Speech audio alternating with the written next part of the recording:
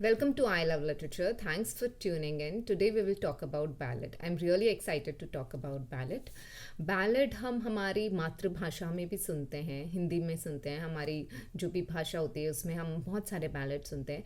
अगर आपको बैलेड सुनना है तो आप अपनी ग्रैंड मदर से सुनते हैं, जो कि कहीं पे बुक्स में नहीं लिखा होता. वो कुछ ऐसी बैलेड सुनाते हैं, ऐसे सॉन्ग सुनाते हैं, ऐसी पोएम सुनाती हैं जिनमें म्यूज़िक होता है. वो गाते जाते हैं और सुनाते जाते हैं, और जब वो गाते हैं तो सेम स्टैंजा रिपीट होता जाता है और उसमें हल्का सा प्रोग्रेस होता जाता है. पहली लाइन और आखिरी लाइन ज़्यादातर सेम होती है, बस हल्का सा प्रोग्रेस होता है. एक दो वर्ड के हेरा फेरी से वो स्टोरी चलती रहती है. And it is short also. तो हम देखते हैं बैलेड क्या होता है. अगर आप देखेंगे बैलेड जिस तरीके से हमारे पास एपिक होता है, एपिक फोकलोर से आता है, बहुत पुराना होता है, हमें पता ही नहीं होता किसने लिखा है. उसी तरीके से बैलेड भी फोक बैलेड्स होते हैं. बैलेड भी उस ज़माने का है जब मालूम ही नहीं था, जब लोगों को लिखना नहीं आता था. देयर यूज टू बी वैंडरर्स जो एक जगह से दूसरी जगह घूमते थे और एक गांव से दूसरी जगह घूमते थे और बैलेड सुनाते चलते थे, और उन्हें कुछ पैसा दे दिया तो ठीक है. जैसे ट्रेन में हम देखते हैं कि कुछ बच्चे आते हैं या बड़े आते हैं, गाना सुनाते हैं, आपको एंटरटेन करते हैं और आपसे जो आपकी इच्छा हो वो आप दे दो. उसी तरीके से बैलेड्स भी होते थे. अब बैलेड का जो फर्स्ट वर्जन होता था, जिसने वो लिखा होता था, वो जिसने वो गाया होता था, लिखते तो वो थे ही नहीं, क्योंकि it is from that time जब प्रिंटिंग प्रेस नहीं था, लिख नहीं सकते थे उनको. तो उन स्टोरीज़ को क्या करते थे, जो इनिशियल उसका इनिशियल वर्जन जिसने गाया होता है, उससे उसकी पहली बात तो that initial version, who has संग दैट इनिशियल वर्जन, वो हमें मालूम नहीं है. उसके बाद उसे जो सीखता था और वापस से गाता था, the one who use to learn it and sing again, वो उसमें अपने खुद के चेंजेस कर देता था. उस टाइम कोई कॉपीराइट नहीं होते थे, तो इस तरीके से जनरेशन टू जनरेशन उसमें थोड़ा बहुत चेंज आता है. जैसे आप एक ओरिजिनल बुक पढ़ो, एक ओरिजिनल जिसके साथ हुआ है उससे हादसा सुनो, और आप एक चौथे पर्सन से हादसा सुनो. अगर वो काफ़ी सारे हैंड से निकल के स्टोरी आई है तो चौथे पर्सन तक आते आते स्टोरी चेंज हो जाएगी, उसकी बहुत सारी ओरिजिनलिटी चली जाएगी और उसमें बहुत सारा मिर्ची मसाला लग जाएगा. तो बैलेड भी इसी तरीके से होते थे. अब हम एम.एच. इब्राहिम की बुक्स से पढ़ेंगे कि बैलेड क्या होते हैं. अगर आप देखें तो वो बैलेड दो तरीके के होते हैं. एक तो पॉपुलर बैलेड जो होते हैं, जिनको हम फोक बैलेड बोलते हैं. फोक बैलेड आप समझ जाएंगे अगर आपने मेरा एपिक वाला वीडियो देखा है तो. और जिन्हें ट्रेडिशनल बैलेड भी बोलते हैं, जिनका ओरिजिन का हमें मालूम नहीं. इसके ओरिजिनल का तो बिल्कुल भी मालूम नहीं है. एपिक जैसे हमें पता है कि होमर और ओडिसी, फिर भी हमें मालूम है, हम कह सकते हैं कि होमर ने लिखी है इलियड एंड ओडिसी सॉरी, लेकिन हम नहीं बोल सकते बैलेड किसने लिखा है. बैलेड बहुत छोटे होते हैं जिनको आराम से एक आदमी गा सकता है. दे आर ड्रामेटिक, कंडेंस, छोटे होते हैं वो, और इम्पर्सनल होते हैं. इम्पर्सनल मतलब जैसा कि हम ओड में देखते हैं या हम एपिक में देखते हैं, पैराडाइज लॉस्ट में देखते हैं कि जो स्पीकर होता है वो कहीं ना कहीं अपना भी कुछ ना कुछ इंट्रोडक्शन देता है, अपने बारे में भी कुछ बोलता है. लिटरेरी अगर हम एपिक देखते हैं कि वो म्यूज़ को इन्वोक करता है और बोलता है कि मुझे इतनी पावर दो ताकि मैं इसे पूरा कर सकूँ, इस टास्क को. लेकिन बैलेड इज़ कम्प्लीटली इम्पर्सनल. उधर पोएट का कोई रोल नहीं है. वो एक कहानी सुनाएगा और वो कहानी किसी पर्टिकुलर टाइम और प्लेस में नहीं होगी. एक जैसे फॉर एन एग्जांपल, अगर मैं आपको एक सॉन्ग सुनाएगा जिसमें एक कहानी होगी, तो ballad is actually a song, a verse song, okay, which is consist of a story. That song has a story.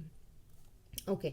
अब जैसे मैं आपको बैलेड सुना रही हूँ तो मैं उसमें अपने बारे में कुछ भी नहीं बोलूँगी और वो बैलेड एकदम से शुरू हो जाएगा. एक बार एक राजा था, कौन से ईयर में था, कौन सी जगह था, वो इम्पोर्टेंट नहीं है. उसकी एक रानी थी, उसके दो बच्चे थे, बस. अब मैंने आपको ये नहीं बताया कि वो कहाँ का राजा था, और मैंने ये भी नहीं बताया कि मैं किस सदी की बात कर रही हूँ, किस एज की बात कर रही हूँ. I have not told you. तो यही एक बैलेड की खासियत होती है कि उसमें टाइम और प्लेस का कोई मेंशन नहीं होता है, इम्पर्सनल होता है. वहाँ पे राइटर अपना जिक्र भी नहीं करता है. So these things are very important.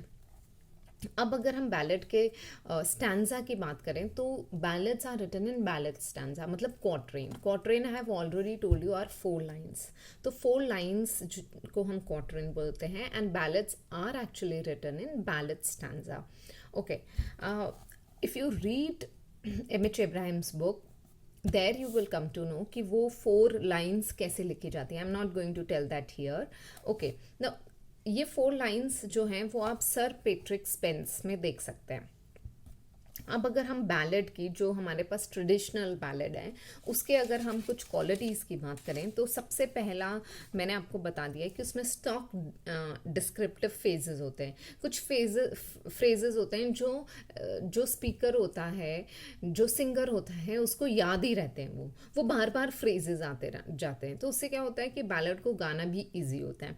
उसके बाद उसमें रिफ्रेन इन ईच स्टैंजा होते हैं। There are refrain you know what is refrain. Third is incremental repetition होता है।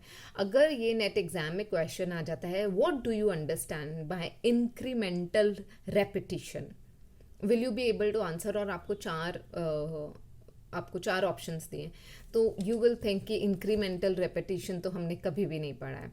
See, these terms you read in M.H. Ibrahim and you have to learn. Incremental word को देखिए, incremental comes from increment. Increment का मतलब होता है increase होना, repetition. Okay, तो क्या होता है कि सेम स्टैंजा रिपीट होता जाएगा। सेम स्टैंजा के मतलब जैसे कि पहले स्टैंजा की पहली और दूसरी और आखिरी लाइन रिपीट होती जाएगी हर स्टैंजा में। बच्ची कौन सी?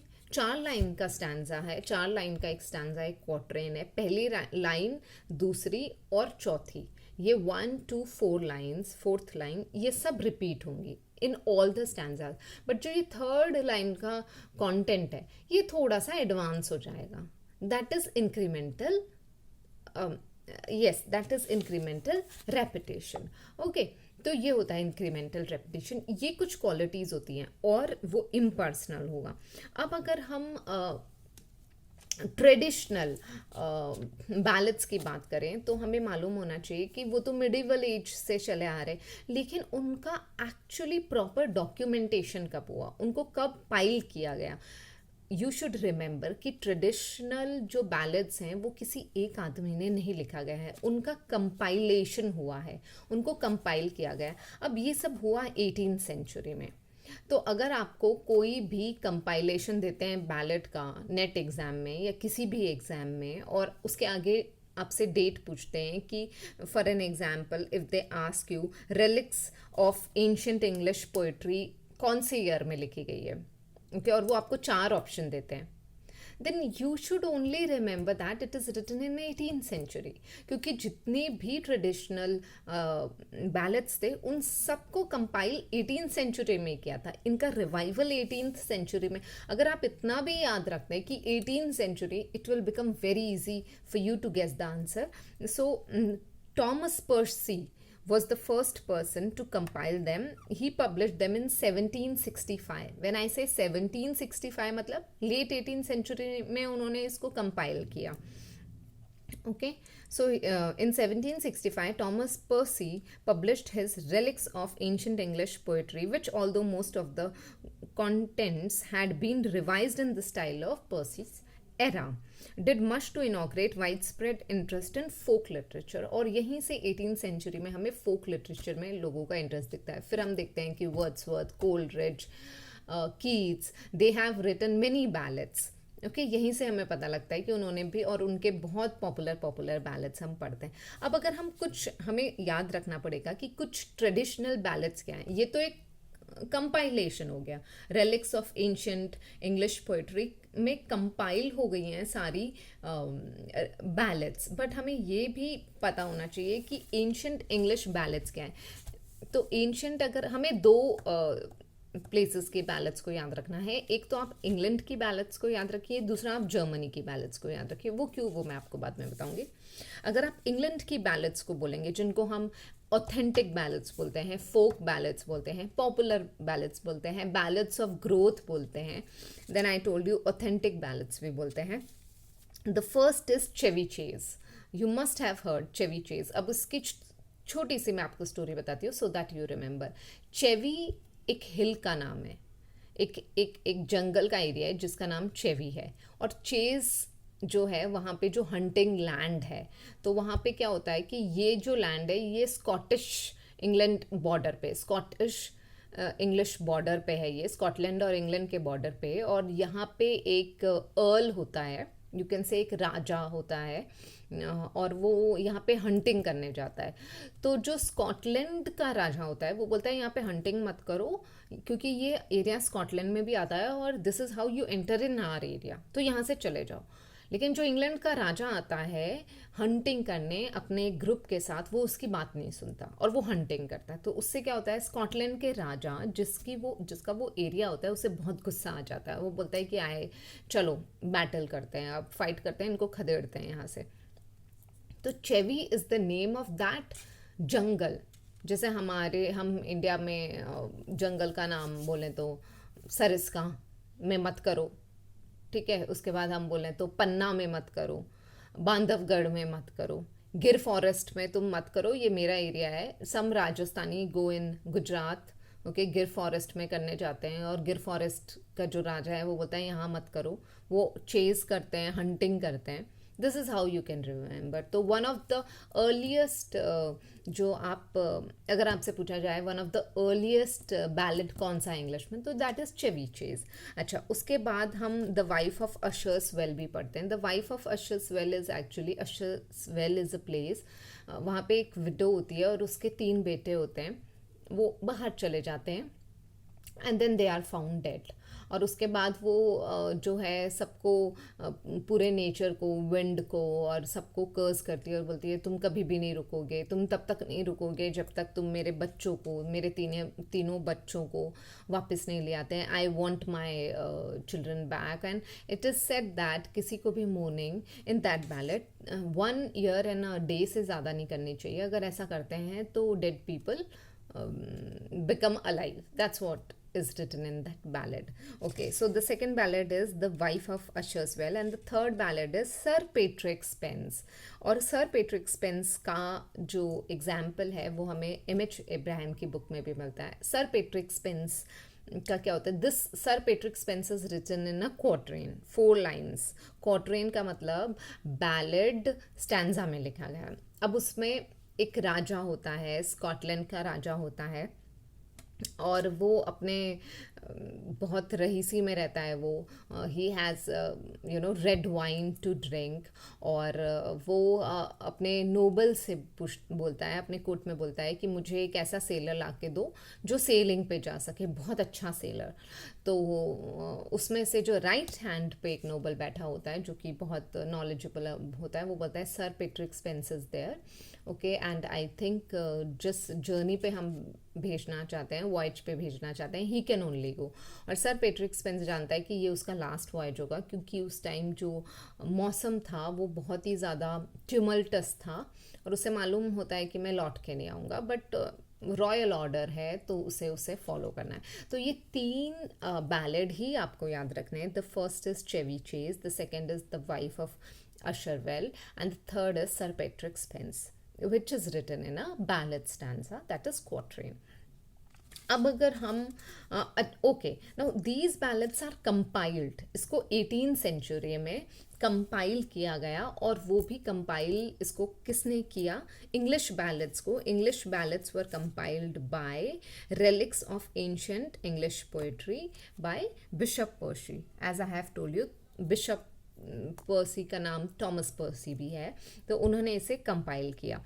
अब अगर आप देखेंगे तो जो आपको सबसे मॉडर्न कंपाइलेशन मिलता है इंग्लिश बैलेड्स का, वो आपको मिलता है फ्रांसिस जे चाइल्ड का, और जिसका नाम है English and Scottish popular ballads, English and Scottish popular ballad, जिसमें 305 बैलेड है, and it was written between 1882 to 1898, 1882 to 1898। तो ये फ्रांसिस जे चाइल्ड ने, इसलिए इसको चाइल्ड्स बैलेड बोलते हैं। चाइल्ड्स बैलेड डजंट मीन कि किसी बच्चों के बैलेड हैं, doesn't mean that. Child's ballad because his name was Child, okay. अब उसके बाद फाइन। उसके बाद हम लिटरेरी बैलेट की बात करते हैं। लिटरेरी बैलेट मतलब जो जान करके जिन बैलेट्स को लिखा गया है। अगर आप लिटरेरी बैलेट्स की बात करें तो बहुत सारे एग्जाम्पल्स हैं, आपको नेट पे मिल जाएंगे। I write down all those ballads in the description box. वो लिटरेरी बैलेट जो हैं, जिनको हम बैलेट ऑफ आर्ट भी बोल सकते हैं, वो ट्यून जो जो ट्रेडिशनल बैलेट थे उनकी ट्यून पे, उनके फॉर्म पे, उनके ट्रेडिशन को फॉलो करते हुए लिखा गया है, क्योंकि 18th century was the time when revival of ballads took place. Okay, तो अगर आपको कोई भी बैलेड दिया जाता है और उसका टाइम पूछा जाता है, आपको मालूम है ये बैलेड है, तो आपको गेस करने में बहुत आसानी होगी। If you remember 18th century, तो आपको मालूम है 17 समथिंग के अराउंड ही ये लिखा गया होगा, 17 लेट 18th सेंचुरी में, 1750 के बाद। ओके, तो अगर हम देखें तो स्कॉट का ईव ऑफ सेंट जॉन है, कोलरिज का हमारे पास the rime of ancient mariner है, उसके बाद कीट्स का ला डेम सांस मर्सी है, ला बेले डेम सांस मर्सी है। तो ये सब हमारे पास बैलेट्स हैं। अब अगर हम एक और तरीके की बैलेट की बात करें जो कि एम.एच. इब्राहिम की बुक में दिया गया है, वो है broadside ballad. Now what are these broadside ballad? ये जो ब्रॉड साइड बैलेट होते थे वो एक पेज पे पब्लिश होते थे। For an example, this is the page, you can see something is written on this page, okay, and then nothing is written on another side of the page. तो जो एक तरफ ही पब्लिश होते थे और पीछे कुछ भी नहीं होता था, उसको broadside ballad, they used to call it broadside ballad. Okay, now coming to, so literary ballads example I will write down in description box. There are many. Now beginning with the 16th century, these broadside sites were hawked in the streets. So it all started in 16th century. बहुत ज़्यादा पहले नहीं हो सकते क्योंकि print होते थे। आपको ये याद रखना है कि you can't imagine to have it in medieval times. Okay, now coming to German. अगर आप एम.एच. इब्राहिम की बुक में एक लाइन ध्यान से पढ़ें तो उसमें लिखा गया है कि although many traditional ballads probably originated in the late medieval ages, they were not collected and printed until the 18th century, first in England, then in Germany. This is what you need to remember, कि इन सबको collect first England में किया था और फिर German में किया था. नाउ जर्मनी में क्या होता था कि 18th सेंचुरी में फ्रेंच और इटालियन लिटरेचर का बहुत ज़्यादा इम्पैक्ट था. इतना ज़्यादा इम्पैक्ट था कि जर्मन लिटरेचर की तरफ कोई ध्यान ही नहीं देता था. तो जो कुछ लोग थे जो नेशनलिज्म जगाना चाहते थे जर्मनी में और चाहते थे कि जर्मन लोग अपने लिटरेचर को भी importance they, when they read this ballad written in English, Thomas Percy's ballads of ancient English poetry, तो उन्हें फील हुआ कि हम हमारे जर्मन लैंग्वेज में भी ऐसा लिख सकते हैं. हम क्यों दूसरी लैंग्वेजेस को कॉपी करें? हमारा अपना भी कुछ हिस्ट्री है, हमारा अपना भी पास्ट है. Let's write that. So in 18th century, after English published these ballads, collected these ballads and published them, after that German people also did it. इसलिए आप एम.एच. इब्राहिम की बुक में देखेंगे तो आपको एक एग्जाम्पल जो है वो जर्मन लिटरेचर का मिलेगा और एक इंग्लिश का तो मिलेगा ही. ट्रेडिशनल लिटरेचर जो बैलेट्स हैं वो याद रखना बहुत ज़रूरी है. वो 3 मैंने आपको बता दिए. अब अगर आप जर्मन लिटरेचर की तरफ आएँ तो आप देखते हैं कि in which a narrative poem written in deliberate imitation of the form, language and spirit of the traditional ballad. तो वही एक लिटरेरी बैलेट है. In Germany some major literary ballads were composed in the later 18th century में. अब जिसमें एक है G.A. Burger's very popular Lenore. Okay, so it is a kind of gothic ballad, G.A. Burger's Lenore, और जिसका बहुत ज़्यादा इम्पैक्ट इंग्लिश लिटरेचर में भी था लेटर 18th century में, 19th century में. वैम्पायर लिटरेचर में भी बहुत था. तो लेनोर, G.A. बर्गर्स लेनोर, आपको ये नाम याद नहीं रहेगा unless and until you remember a short story behind it. Lenore एक गर्ल होती है, उसका फियोंसे बैटल ऑफ प्राग में जाता है और उसे 7 साल हो जाते हैं। उसे रोज़ डर लगता है कि वो उसका आज क्या हुआ होगा। और फिर जब बैटल ख़त्म हो जाती है तो बहुत सारे जो सोल्जर्स होते हैं वो अपने घर आ जाते हैं, बट लेनोर का फियांसे नहीं आता और लेनोर उससे बहुत प्यार करती होती है। और उसके बाद जब वो नहीं आता है तो एक दिन वो गॉड को बोलती है कि आपने मेरे लिए कुछ भी अच्छा नहीं किया, आपने मुझे कभी भी कुछ नहीं दिया। तो उसकी मदर को बहुत दुख होता है, वो भगवान से माफ़ी मांगती है। और फिर एक दिन एक रात में एक सोल्जर आता है और लेनोर को बोलता है मेरे साथ राइड पे चलोगी। तो लेनोर उसके साथ बैठ जाती है, राइड पे जाती है। और वो हॉर्स बहुत तेज़ चलाता है तो लेनोर को डर लगता है और लेनोर बोलती है इतनी तेज़ घोड़ा क्यों चला रहे हो। तो वो सोल्जर बोलता है कि डेड पीपल इतनी तेज़ी चलाते हैं। और उसके बाद वो उसे एक एक यू कैन से कब्रिस्तान में ले जाता है। और जैसे सुबह सनराइज़ होती है तो पता चलता है कि वो जो कैप्टन है, वो जो सोल्जर आया है, वो एक स्केलेटन बन जाता है। और the place where they were going to spend their night वो ग्रेवयार्ड होता है। और this woman Lenore also starts dying because you cannot say in Christianity आप गॉड को ये नहीं बोल सकते हो कि आपने मेरे लिए कुछ किया नहीं है। दिस इज़ एक्चुअली अ सिन। तो इसी तरीके से लेनोर के साथ होता है और लेनोर डाइज। तो ये एक गॉथिक बैलेड है जो कि जर्मनी का एक ट्रेडिशनल बैलेड था और इसे वापस से रिवाइव किया बर्गर ने इसे रिवाइव किया और लिखा। उसके बाद हम Goethe is a very important writer, German writer. Goethe has written in 18th century. इससे आपको याद भी हो जाता है कि Goethe lived in 18th century. Okay, Goethe has written a very famous ballad, very interesting and very famous, that is Erlkönig. The name of the ballad is Erlkönig. अगर आपको नहीं समझ में आ रहा है तो प्लीज़ एम एच इब्राहिम की book से पढ़िए, आपको समझ में आएगा। अब Erlkönig की एक स्टोरी है। इसमें actually there is no love story, it has nothing about love, it is actually power of nature. इसमें क्या होता है कि एक बच्चा अपने फादर के साथ हॉर्स पे बैठ के रात को जा रहा होता है और वहाँ पे जब वो जा रहा होता है तो रात में उसे लगता है कि उसे कोई डरा रहा है बच्चे को। तो फादर बोलता है कि कुछ भी नहीं है, ये तो फॉग है, तुम डरो मत, ये कोई किंग नहीं है। फिर थोड़ी देर बाद बच्चा बोलता है कि आपने आवाज़ सुनी, कोई है जो एल्फ किंग है जो मुझे बोल रहा है कि ना वो मुझे अपने साथ लेके जाता है। तो फादर बोलता है कुछ भी नहीं है, ये तो ऐसी आवाज़ है, वैसी आवाज़ है, नेचर के बारे में बताता है। So here we actually come to know the power of nature. उसके बाद उसका फादर बहुत तेज़ घोड़ा दौड़ाता है और by the time they reach home it is found that the child who was in the arms of his father is found dead. So this was Goethe's Erlkönig. So this is also a very famous. See, why is it important to read all these ballads? Because it is given in M.H. Ibrahim's book, and you can expect questions in net exam from M.H. Ibrahim's book. Okay, then we have in England. If we come back to England, we have so many literary ballads. For an example, Coleridge's The Rime of Ancient Mariner, then Walter Scott's Proud Maisie, Keats' La Belle Dame Sans Mercy, then lyrical ballads are written.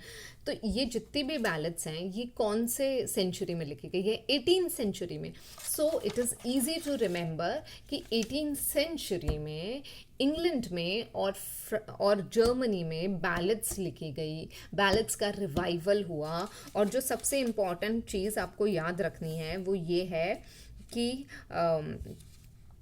Relics of ancient English poetry bishop Percy ने, Thomas पर्सी ने कब उसको compile करके publish किया? He publish them in 1765. This is what you need to remember, that it was published in 1765. अब हम mock ballad की बात करते हैं. जैसे हम मॉक एपिक की बात करते हैं उसी तरीके से मॉक बैलेड भी है. Then we have Cooper's John Gilpin. Then we have William Meggin's The Rime of Ancient Wagoner. You can read about these. So this is all about ballads, and it is important to remember these ballads because it is very important part of 18th century literature. Thanks for listening. Keep listening. I love literature.